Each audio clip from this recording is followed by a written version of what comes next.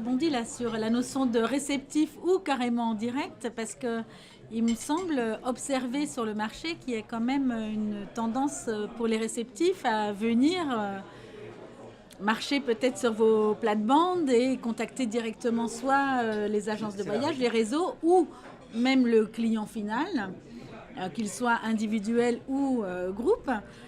Comment vous arrivez à contrecarrer ou à accompagner ce mouvement, Didier? Je crois que Bruno a employé les mots qu'il fallait. Je ne crois pas qu'il y ait une profession plus réglementée que la nôtre en termes de responsabilité de plein droit. Ça n'existe pas. Nous supportons tous les risques, qu'ils soient climatiques, politiques ou de maladies diverses et variées, faillites, non mais, ou sanitaires. C'est incroyable. Il n'y a pas de limite. C'est la responsabilité de plein droit. Ce qui fait que lorsqu'une agence achète à un groupiste un voyage, elle peut dormir sur ses deux oreilles une fois qu'elle a accompli son acte commercial. Ça n'a pas de prix. Ça veut dire qu'elle a tout le temps qu'elle souhaite pour accomplir un bon devoir commercial et prospecter au maximum de son temps. Et le reste du temps, elle n'a pas à subir les éventuels aléas climatiques, sanitaires, je passe, etc. Donc, c'est vraiment très important. Je crois simplement que le client final ou que l'agence de voyage ne sait pas où elle met son doigt lorsqu'elle se met à assumer la production pour le cas où elle se prête à ce jeu. Parce que nous, je reconnais que de notre côté, il y a une complémentarité entre production et distribution. De notre côté, on assume une production, on assume une responsabilité. Et on ne passe pas énormément de temps au commercial parce que notre focus, c'est la production et assumer cette responsabilité, ces responsabilités. Les retards d'avion, le chamboulement du programme dû à un retard d'avion, le chamboulement du programme dû à un typhon au Japon comme en septembre de l'année dernière où on a eu 6 groupes par terre. Enfin, je veux dire, les responsabilités, elles sont immenses. C'est bien quand les choses sont bien rangées. Aux TO, aux groupistes, leurs responsabilités, et aux distributeurs, aux agents commerciaux, toute leur énergie sur la commercialisation des choses. Voilà ce que je pense un petit peu de la raison pour laquelle il y a toujours une place pour le groupe. Il y a toujours une place pour une bonne relation commerciale, je dirais, entre producteurs et distributeurs. Je confirme, là où je voudrais aussi revenir, c'est de parents pauvres. On est même, je dirais, les enfants cachés. Les compagnies ne nous aiment jamais, mais elles sont contentes de nous trouver, les compagnies aériennes, mais elles sont contentes de nous trouver pour la basse saison, en disant « Oh, s'il te plaît, mais je te fais un prix qu'à toi, alors qu'elle l'a déjà diffusé. » On va dire déjà ne serait-ce qu'aux 4 qu'on est autour de la table. Mais on est des parents pauvres, parce qu'on a toujours ce terme pour les compagnies de groupistes, où on n'a aucune reconnaissance. Et ça, c'est terrible. On a des réceptifs qui, effectivement, attaquent de plus en plus les marchés. On les voit présents à tous les salons. Mais le réceptif, il vient 2 fois dans l'année. Il y a un problème. Il n'a aucune responsabilité. Il ne viendra pas faire une réunion de présentation. Il ne viendra pas faire un accompagnement, rendez-vous. Ça, c'est un coût. Ouais. Alors, je sais que la profession est en train de se réveiller un petit peu là-dessus, enfin de travailler là-dessus. Là, je parle en tant qu'administrateur régional des EDV des Hauts-de-France. Et je sais qu'il y a des... Ouais, je sors une autre casquette. Mais c'est vrai que c'est important d'avoir plusieurs casquettes aussi pour savoir un peu ce qui se passe dans la profession. Et dans notre profession, en fait, on est en train de se rendre compte, et il va y avoir des communications qui vont être faites aussi, comme quoi il y a vraiment des réglementations à appliquer et surtout faire prendre conscience aux personnes qui voyagent beaucoup, qui ont tendance à aller à engager même des amis dans un voyage à l'étranger, qui se rendent compte qu'en fait, de quels risques ils encourent quand ils font ça. Non, mais quand tu as mis en place, mais sur un individuel, parce que c'est une bonne partie, l'individuel, personne ne le saura. Il va prendre son billet d'avion. Non, mais l'individuel, je suis d'accord, mais je te parle de responsabilité de groupe. Ouais, mais quand on est en groupe, quand tu as Jacqueline qui décide avec ses amis. Tu as Jacqueline aussi. Oui, j'ai Jacqueline. On a tous Jacqueline. Cette fameuse Jacqueline qui organise son voyage pour toutes ses copines ou tous ses copains et qui encaisse tous les chèques elle-même sur son compte et qui va faire le chèque auprès de la compagnie aérienne, qui va contacter un réceptif qu'elle a regardé en tapant la destination sur Internet. Elle a discuté avec un mec, elle lui a parlé 2 fois sur Facebook ou sur WhatsApp et machin, et qu'elle lui a envoyé 40 000 euros de solde d'un dossier. Et quand elle arrivera sur place et qu'il n'y aura pas Mokhtar ou un autre qui sera là pour l'attendre, ça sera compliqué. Jacqueline, elle peut avoir mal aux dents. Et Jacqueline, elle engage sa responsabilité. Si elle se barre aussi, elle engage tous ses amis. Si elle s'enfuit à l'autre bout de la terre, avec l'argent de ses copines. Elle n'aura pas l'assurance si le mari de Jacqueline met le feu à l'hôtel. Voilà. Enfin bref, il y a toutes sortes de choses comme ça que la désintermédiation se met en route, s'est mise en route depuis longtemps. Et aujourd'hui, il faut qu'on les sensibilise aux risques qu'ils peuvent avoir. Moi, dès que j'ai un client qui rentre dans une de mes agences ou dès que j'ai un client groupe, j'ai le moyen de pouvoir lui dire ça, je lui explique qu'en fait, quel risque en fait, il peut avoir s'il fait ça en direct. Et s'il cherche à aller travailler en direct. Des responsables des CE le font. Ils vont travailler avec des réceptifs en direct. Mais oui, mais c'est pas une raison. On a le droit, en tant que président d'une association, à titre exceptionnel, si ça conserve un caractère exceptionnel, d'organiser un voyage par an ou deux, en se substituant à l'organisateur qui, lui, lorsqu'il exerce cet état de fait comme une profession, a la responsabilité de plein droit. Marche sur la tête, c'est-à-dire que les pouvoirs publics sont extrêmement coercitifs lorsqu'il s'agit d'exercer la profession en nous imposant la responsabilité de plein droit. Et en contrepartie, lorsque le président d'une amicale décide de contracter avec le réceptif à droite et la compagnie aérienne à gauche, il est en droit de le faire. Il est en droit de le faire si ça conserve un caractère exceptionnel. Mais forcément, c'est un caractère exceptionnel puisque c'est une fois ou deux par an qu'on fait un voyage de groupe. Problématique du métier, c'est que tant que ça se passera bien, il continuera de le faire. Le jour où il aura un problème, il comprendra l'intérêt d'avoir... La loi est schizophrénique. La loi est schizophrénique. En leur disant qu'ils peuvent avoir ce risque-là et c'est le risque du président aussi qui est en cours. Moi, je parle du mort. Je parle de celui qui meurt. Non, mais tu prends l'exemple des assurances. Quand les cartes de crédit se sont mis à faire de l'assurance, à ce jour, ça ne nous empêche pas de continuer à en vendre. Et ça marche énormément parce que le client le demande. Même en groupe, il demande de pouvoir se payer avec ses cartes. Les réceptifs sont là aux aguets. Et ils attendent. Il y a plein de sujets là sur cette petite conversation. Deux questions. Les réceptifs. Est-ce que les réceptifs vous aident à inventer des nouvelles destinations, à inventer des nouveaux produits Est-ce qu'ils vous inspirent ou c'est vous qui les inspirez? Ça se passe comment dans votre démarche de production? Toujours plus inspiré que... Le réceptif est dans l'attentisme.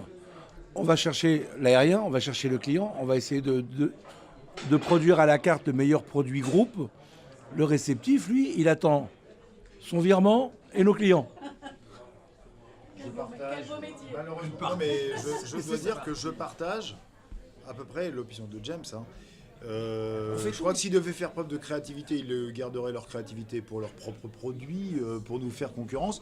Je ne veux pas que ce soit le procès du réceptif ici, mais s'il y a une frustration chez le groupiste aujourd'hui, je crois que c'est dans son rapport avec les réceptifs, qui effectivement ne sont pas bien souvent force de proposition.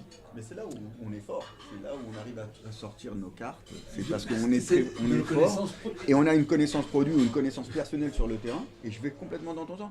C'est-à-dire que lui, si tu lui demandes pas un programme bien spécifique, lui t'envoie le classique qu'il a envoyé déjà 200 fois. Si tu demandes quelque chose qui sort de l'ordinaire, exemple dans une incentive, tu me mets le DJ pour 4 heures, il est capable de t'annoncer dans un pays où le salaire moyen est à 300 €, qu'un DJ ça vaut 5000 €. Oui, mais dans un pays où il y a un salaire moyen de 300 €, le DJ, il est importé. C'est David Guetta. Il n'est pas importé, non, il y en a. Ah non, c'est Mokhtar Larbi.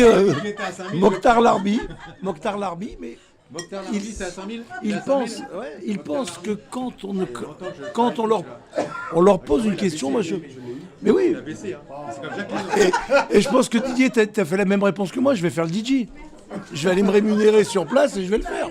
Ouais. Mais c'est terrible. Dès qu'on leur demande, ou un chef de produit va demander juste une question qui sort d'une production classique, on le sait, c'est systématique, le réceptif s'enflamme. Et ce que j'aime, c'est, j'ai pas beaucoup margé, tu sais, je prends que 5-6%. Ouais. Non, tu prends 500 fois 6%.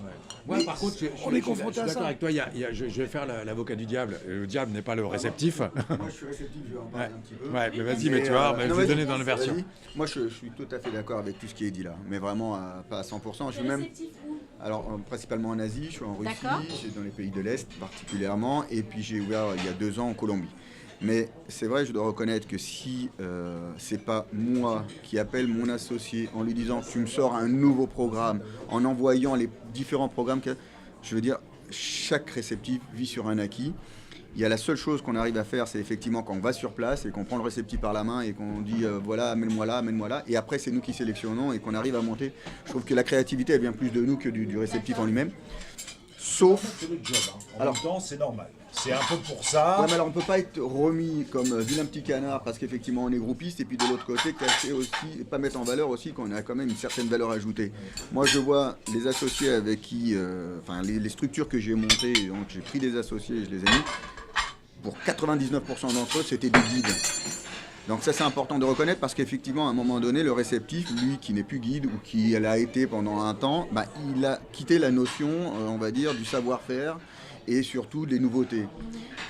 Et là je reviens sur notre activité groupiste, on ne peut pas se permettre nous en tant que groupiste parce qu'on a et la production et le client et on a toute une vie artistique à faire tourner pour pouvoir réaliser le meilleur voyage. Donc c'est vrai que c'est, et je reviens vraiment sur l'activité groupe, il faut vraiment la mettre en valeur parce qu'effectivement on n'est pas aidé par les réceptifs, sauf si effectivement on les pousse ou on fait leur travail. On n'est pas forcément aidé par le client parce qu'effectivement le client regarde soit une analyse de prix, soit une analyse on va dire générale et qui n'est pas forcément. Donc il faut vraiment qu'on se batte pour pouvoir. Donc le réceptif, je suis mitigé. Et puis il faut vraiment mettre en valeur ce qu'on fait quoi. Donc je prends mon histoire là par rapport à l'avocat du diable, par rapport aux réceptifs. C'est vrai que les réceptifs, ils ont quand même des idées. Ils connaissent leur pays. Ils connaissent tout ça. Le problème, c'est que celui qui achète, c'est pas eux, c'est pas nous, c'est surtout le client final. Et souvent, quand on apporte des idées même au client final, lui il dit oh là là. Non, moi je veux un truc quand même assez classique, quand même, qui rentre, je veux voir ça, Oui, mais plutôt que faire ça, ça serait bien qu'on voit un autre temple. Ah non, mais moi je veux voir ce temple-là parce que c'est dans tous les programmes. Et c'est souvent ça la problématique qu'on a, c'est qu'ils nous ramènent le Marie sous l'eau à Vietnam, ils veulent tous le faire, alors que c'est un truc, on y arrive le premier soir, et si on le met le premier soir, tout le monde dort. Donc c'est un truc mais que tout le monde veut mettre dedans. Si on l'enlève, voilà, ils vont nous demander qu'on les rembourse, etc. C'est souvent, mais bon, on connaît tous le Vietnam, on a tous, pas tous des grands spécialistes, mais on a tous cette démarche-là. Donc ils donnent des idées, mais souvent, parfois, c'est pas, il faut se battre. C'est à nous aussi de nous battre pour pouvoir les imposer auprès des clients. Les clients sont quand même très conservateurs dans leur mode de voyage. Ouais. Alors j'avais une autre question. Vous avez beaucoup parlé d'aérien. Qu'est-ce que l'accès au stock de façon dynamique a changé dans votre métier? Est-ce que vous êtes toujours obligé d'acheter, de garantir plus ou moins vos places pour pouvoir fabriquer vos packages ou vous prenez des inventaires sur les promos, des low cost ou pas? Comment ça se passe dans votre tambouille? Le low cost, je crois qu'on ne l'utilise pas. Il n'y en a aucun d'entre nous qui prendrait le risque. En général, on est en vol règle pour les groupistes long courrier.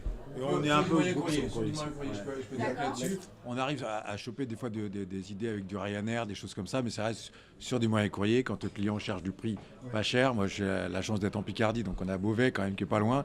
On arrive à avoir des prix quand même en groupe, qui sont très compétitifs. On a Transavia sur lesquels on peut quand même travailler correctement. On a EasyJet sur lesquels on peut faire des groupes aussi correctement. Mais ça reste quand même assez c'est limité. Mais si on parle de long courrier, aucun intérêt. C'est ça qu'il faut remettre l'activité groupe à ce qu'elle est, c'est-à-dire que c'est des voyages qui sont vendus quasiment 1 an et demi à 6 mois avant la date de départ. Donc les promos, on les a pas. Les low cost, ils ne sont pas encore ouverts au niveau des tarifs, donc c'est difficile de pouvoir établir une... Les low cost, ils sont pas forcément très bons. Et voilà. Ils sont pas bons. Voilà, donc on travaille avec les vraies compagnies aériennes. Et alors après, la gestion du stock de l'aérien, Air France a son Air France Biz, Lufthansa a son Igor, enfin chacun, il y a encore certaines compagnies où on arrive à avoir un interlocuteur, où on arrive à stocker. Après on a une problématique, c'est l'ouverture des vols, puisque nous on est groupistes, donc on a besoin de stock, et bien longtemps à l'avance, donc ça les compagnies soit elles l'ont pas, donc ça entraîne une estimation des prix. Mais bon, on n'a pas trop à se plaindre non plus sur tout et n'importe quoi sur les prix. Complètement. De manière générale, le Gimmick Package, c'est pas pour les groupes. Non. C'est pas pour les groupes. On peut arriver à faire un mix. Comme tu disais tout à l'heure, on peut arriver à faire un mix. On peut très bien imaginer. Alors après, c'est plus sur du gire. Sur des groupes constitués, c'est difficile de pouvoir faire un mix en question. Mais sur du GIR, moi j'ai mis en place un concept de mutualisation qui permettait de mixer du groupe et de l'individuel dedans. Ça m'a permis en fait de lancer mes boîtes à l'époque où j'avais pas beaucoup de clients, j'avais pas beaucoup de clients individuels, j'avais pas beaucoup de clients groupes. J'essayais de trouver un petit peu un nouveau modèle qui pouvait fonctionner. Et en mettant en place ce système de mutualisation, j'ai pu prendre 10 dates. Et ces 10 dates, en fait, j'en vendais une partie en groupe, une partie en individuel. Et puis, ça me permettait aussi de faire partie de mes petits groupes, de dire à un client de prendre tout mon stock de 30 ou tout simplement de garantir mon départ avec mon réceptif en lui disant garantis-moi ton départ en base 2, etc. Et finalement, en me battant un petit peu et au fur et à mesure que je suis arrivé à garantir mes départs, aujourd'hui, j'ai une trentaine de départs par an sur certaines destinations qui me permettent en fait de partir sur du circuit, de garantir du circuit avec des ventes privées, là on va pouvoir en parler très certainement, ventes privées, de la distribution, etc. Mais ça m'a permis en fait d'ouvrir différents marchés et là en l'occurrence d'acheter de l'individuel à 1 an à l'avance et finalement d'avoir des tarifs moins chers que ce que j'avais acheté en stock, que ce que j'avais pris en stock. C'est ce qui a prévalu à ton rachat de la Française des circuits, plus ou moins? Oui, en toute honnêteté, oui, puisqu'effectivement, dans les comités d'entreprise, à l'époque, quand Time Tour a été lancé et a été créé, il y avait une demande de certains clients qu'on connaît, des gros clients qui ont même la capacité de faire des brochures en interne, de pouvoir faire des départs garantis. Donc à l'époque, on faisait des vrais départs, c'est-à-dire qu'on prenait nos groupes et qu'on mettait à disposition pour ces comités d'entreprise, associations et administrations, parce qu'il y a de l'administratif aussi dedans. Et c'était eux qui remplissaient. Donc il y a eu des années de gloire où ça a été plus que de la folie en inscription, puisque c'était un concept qui était vachement bien et qui a en plus de ça...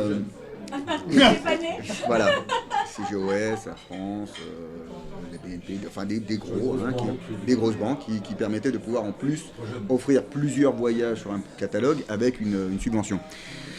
Donc oui, Time Tour avait commencé à ça, c'était à l'époque, ça a été quasiment 10%, et puis quand c'est monté à 20%, j'en avais décidé de pouvoir justement offrir un vrai Théo, comme tous les Théo aujourd'hui, tous les Théo, que vous parlez de Jet Tour, Jet Tour, TUI, Fram, tous les catalogues sont vendus dans les comités, dans les collectivités. Et ça offre sont proposés des réductions. Donc de ce fait, effectivement, c'est vraiment l'attrait qui a fait le rachat de la Française des circuits pour offrir aux clients qui avaient, parce qu'il faut bien le dire, les groupes, soit se confortent, c'est-à-dire que des gens constituent des associations, soit c'est des familles qui décident de partir en groupe, soit il y a un certain j'en ai marre de partir toujours avec les mêmes, et c'est toujours les mêmes, donc je veux partir différemment. Donc je passe par visiteur partir du coup. J'en ai marre de Time Tour, j'en ai marre de la Française, je passe par visiteur. Je l'ai. Non mais je l'ai. Time Tour, Premium Travel, enfin tout ton groupe, c'est un très bon groupe et c'est vrai que c'est important de travailler avec des gens sérieux et c'est très très agréable. Pour dire que les gens soit confirment le groupe, la volonté de se remettre en groupe, soit décident de se mettre. Donc il faut leur ouvrir ça. Et d'ailleurs, on s'en aperçoit de plus en plus parce qu'il y a une tendance, c'est pour ça que moi j'ai été racheté du à la carte, parce qu'on a une tendance soit aller du groupe au GIR, du GIR, du à la carte, ou soit du à la carte. Et c'est vrai qu'effectivement, pour partir à la carte 2 personnes et pouvoir partir avec une famille, on va sur du groupe. Ou alors, on commence à travailler sur du GIR avec des petites bases de départ, 16, 12. C'est la grande tendance, ça, la grande c'est ça tendance, voilà. C'est la grande tendance. J'ai oublié la question, alors je sais plus là. Non, mais est-ce que la grande tendance, c'est des petits groupes? Les départs garantis à partir de 10 personnes. Petit groupe, on va dire groupe moyen. Parce qu'on limite des fois 28 sur un quart de 40, voire à 18 sur un quart de 24. C'est des groupes moyens. C'est une vraie valeur ajoutée pour le client. Pour le moment. Pour le moment. Après qu'il décide de louer une voiture et de partir à 4. Non, c'est pas du marketing. Non. Je pense que ça Ça reste répond. une partie de marketing quand même. Parce que ça plaît quand même. Il y a certains clients qui vont chercher ça. et finalement vont acheter sur un autre groupe, un autre voyage qui est moins cher, et finalement se retrouver sur un groupe de 30, mais on leur avait dit que ça serait plus cher un groupe de 30 qu'un groupe de 14. Mais après... Tout dépend comment tu te positionnes. Si tu te positionnes en tant que GIR, tu as une tendance à aller sur le petit groupe, c'est-à-dire qu'effectivement, le client qui s'inscrit 2 par 2, qui ne sait pas combien il y a de personnes, il aime bien savoir le maximum qu'il peut y avoir. Donc, cette tendance, elle est réelle sur le GIR. D'ailleurs, la profession commence à aller, mais à un moment donné, tu vas sur les États-Unis à 10 personnes, tu vas vite sentir l'envie de vouloir aller sur du groupe. Ou du centre-ville 4 étoiles. Ou du centre-ville 4 étoiles. Par contre, tu vas sur de l'Asie, la taille des groupes, c'est du 26, 25, 22. Donc là, il n'y a pas une grande notion de prix. Mais par contre, si tu es sur de la demande de groupe pur, effectivement, moi j'ai de la vente directe qui me demande, nous, c'est 20 personnes. Des fois, ils ont 25 ou 30 personnes. Non, ils limitent parce que la qualité du voyage en groupe est basé sur le groupe, l'uniformité du groupe, et la qualité aussi du guide qui va pouvoir échanger. Il y a de tout. Moi, bien sûr, et puis de l'autre... Nous, on veut que du 50, parce que si on en dessous de 40, on ne fera pas partir le groupe. Mais qui n'a pas proposé à 50, 2 fois 25, si les bases, la différence de base, elle est minime, qualitativement, c'est vrai que ça reste meilleur pour le client, parce qu'un groupe de 50, il va tous au même moment aux toilettes, et ils remontent tous en même temps dans le car. Et c'est à ce moment-là que ça râle. Oh, on a fait la queue aux toilettes, on a attendu pour le buffet. Alors, vas-y, Didier, je ne voudrais pas te frustrer. Non, mais je suis pas frustré. Je suis pas frustrable. Je ne suis pas frustrable. Garde-le en tête. Ça peut vous servir un jour. Il y a une demande. Il faut pas minimiser. C'est pas un effet marketing, selon moi, la demande de petits groupes. C'est pas uniquement ou exclusivement un effet marketing. Il y a une demande réelle. Aujourd'hui, la qualité, dans l'esprit du voyageur, dans l'esprit du client, ça passe en partie par des mots comme exclusivité. Difficile de faire penser à quelqu'un que tu vas avoir une expérience exclusive, expérience étant encore un mot qui est dans le vocabulaire des désirs d'aujourd'hui du voyageur. Difficile de faire croire au client qu'à 40, tu vas avoir une expérience exclusive. Donc effectivement, il y a une demande réelle, que ce soit en B2C avec les prescripteurs issus des syndicats qui sont nos interlocuteurs dans le cadre du groupe, ou en B2B2C via les agences de voyage qui nous distribuent auprès de leurs clients. Il y a une demande réelle sur le groupe de taille intermédiaire qui est le 12 packs. On se rapproche d'une idée de la qualité, d'une idée de l'exclusivité, et on peut plus facilement, je vais dire une bêtise, mais s'asseoir autour d'un feu. Si on est 12, si on est 52, difficile de... Voilà, ça fait un peu serré, disons. Tu mets le fais à l'hôtel et tu as de la place. On peut avoir un peu froid pour les derniers... Voilà, c'est ça. Donc moi, je pense que c'est fondé, je pense que ça existe réellement, et j'y vois des sources de succès pour les gens qui le pratiquent à l'avenir. Très bien. Voilà. Les deux se tiennent. Si on veut voyager en groupe, faire des rencontres aussi, mutualiser un petit peu les rencontres entre les uns et les autres, il y a un lien social. De toute façon, le groupe, il ne faut pas oublier qu'à 14, on n'a pas les mêmes liens sociaux qu'à 50. Et parfois, les groupes sont plus sympas à 50 qu'à 14 aussi. Il ne faut pas l'oublier. À 14, tu peux tomber sur le béni oui-oui qui est chiant et qui va planter le groupe. Déjà, dans la à 50, on peut plus moi, isoler. j'ai toujours résumé dans l'autocar, il y a ceux qui sont devant, qui sont les bons élèves, ceux qui sont dans le fond, qui ne sont là que pour faire la fête. Et la problématique, c'est de comprendre la majorité silencieuse. Ceux qui sont au milieu, vous leur posez tout le temps la question, ça va, ça va, ça va pas, vous ne savez pas, voilà. Mais quand on voit arriver les fiches, on se dit, c'est pas possible. C'est ceux du milieu qui n'ont rien dit. Exactement. Alors, moi, je suis d'accord, c'est vrai que c'est une tendance, un domaine de mode, assumé ou pas, ça c'est vrai, moi je le fais au sein de la Française et ça marche bien. D'un autre côté, je dois remonter quand même l'information. On a, par le biais de Time Tour, parce que j'ai pas le... Non, pardon, par le groupe, mais par le groupe, on a une montée d'associations par rapport au comité d'entreprise. Et les associations, ils partent jamais à 14. Ils partent jamais à 12, ils partent à 30 et chaque année ça augmente parce qu'effectivement il n'y a pas de subvention et il fédère des gens autour du groupe. Donc c'est pas qu'une question de qualité, c'est aussi une question de volonté de se regrouper entre amis, de changer de table et de manger avec un tel et un tel, de rigoler. Donc il y a les deux, et il faut prendre en considération. Il y a le lien social qui est important parce que les associations montent par rapport au comité d'entreprise, et de l'autre côté, tu as raison, au niveau du Théo, l'activité... La tendance. Non, mais... La question c'était sur la tendance. Mais même le remplissage, hein. Moi je le vois au remplissage, c'est vrai, ça se remplit. Et tu vois... Ouais, je voudrais juste terminer là-dessus par rapport à ça. J'ai une petite... Alors moi, évasion et découverte, c'est différent. Géovision, évidemment, en Picardie. Hein? En fait, mais je repars un petit peu en Picardie. Et c'est important de recentrer un petit peu le monde sur la Picardie. Et sur moi, évidemment.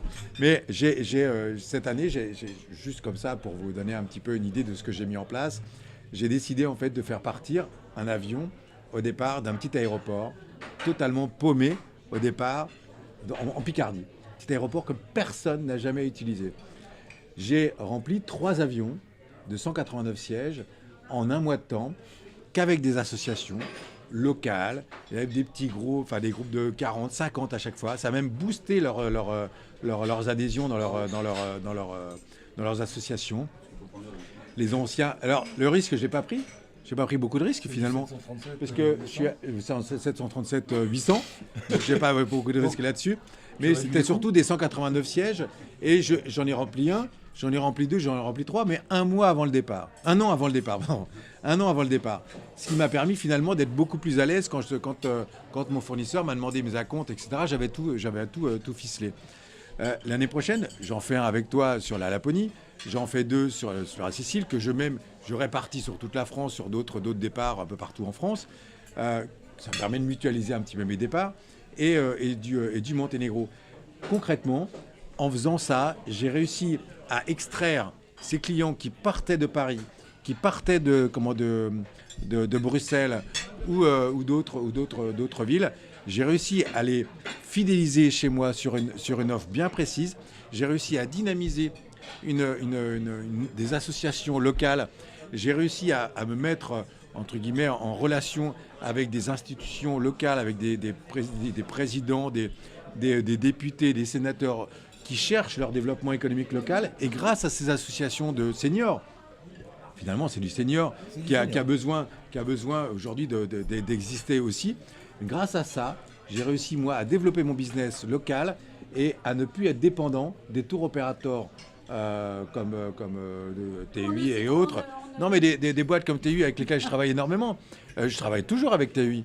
Mais finalement, ça m'a permis de permettre à ces clients-là, plutôt que d'investir dans de l'autocar pour aller à l'aéroport, d'être perdus dans un aéroport, et bien tout simplement de pouvoir partir de chez eux, de mettre leur voiture comme s'ils allaient refaire leurs courses localement sur le terre-plein central à côté de l'aéroport et pouvoir aller à 100 mètres, aller à l'enregistrement et 100 mètres après monter dans l'avion. Ça, je suis très content d'avoir réussi à le faire et c'est une vraie démarche que chacun devrait avoir sur du développement local parce qu'il faut aider les associations à se développer. Le gros avantage de ce genre de produit, c'est que tu n'as plus de concurrence surtout. Bruno était un précurseur avec ses avions sur la province. Il n'y a plus de concurrence. On va arrêter le benchmark. Oh, j'ai vu que. C'est vrai qu'on a des beaux résultats économiques. Ouais, mais là, il faut rappeler, c'est le groupe qui fait ça. Alors que ça soit un avion ou que ça soit 30 places ou 40 places, c'est le groupe qui fait ça. Ça va te permettre de faire ça. Bien sûr, mais c'est surtout que le risque, il est pris par le groupiste. S'il est diffusé même après en B2B, il est quand même mis à la base par un groupiste. Par un Théo, par tout ce que tu veux, tu l'appelles comme tu veux, mais au final, c'est un groupiste qui prend la base, qui prend le risque et qui met en place et qui la propose. Donc, si je reviens à ce déjeuner super agréable et qui est la thématique des groupistes, voilà, on revient encore sur quelque chose de fort. Ouais, parce que en fin de compte, on éparpille énormément le groupiste de telle manière à être pas très bien ou bien. Parce que j'allais bientôt parler de la grande distrib, donc vas-y, c'est bien que tu ressentes sur votre cœur de métier. Votre cœur de métier. Exactement.